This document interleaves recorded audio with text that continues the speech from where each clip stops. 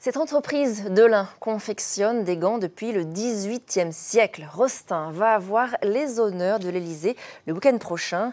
À l'occasion de la grande exposition du Fabriqué en France, la société va présenter à Paris des gants conçus pour les personnes handicapées. Franck Grasso et Marine Zamit. C'est un rendez-vous annuel qui met à l'honneur les entreprises, petites ou grandes, qui donnent dans l'original et fabriquent en France. Au Palais de l'Élysée, 122 produits seront ainsi présentés le week-end prochain. Il y aura notamment ce gant, du tout cuir, assurément, du sur-mesure, étonnamment, car nous sommes dans un milieu industriel. À chaque personne, un développement nouveau.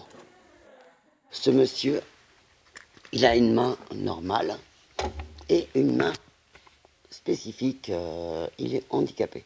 Ces gants professionnels sont conçus dans le département de l'Ain pour des personnes en situation de handicap de toute la France.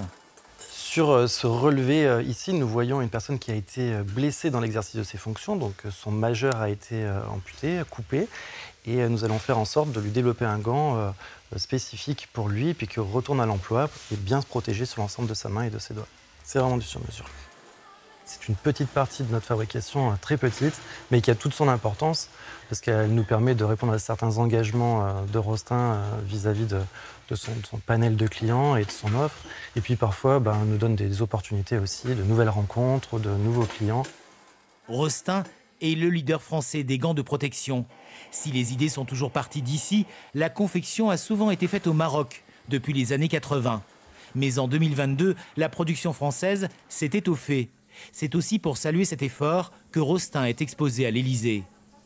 C'est quand même l'Élysée, ça représente le savoir-faire français, c'est assez emblématique. Voilà, donc on est plutôt fiers d'avoir été sélectionnés.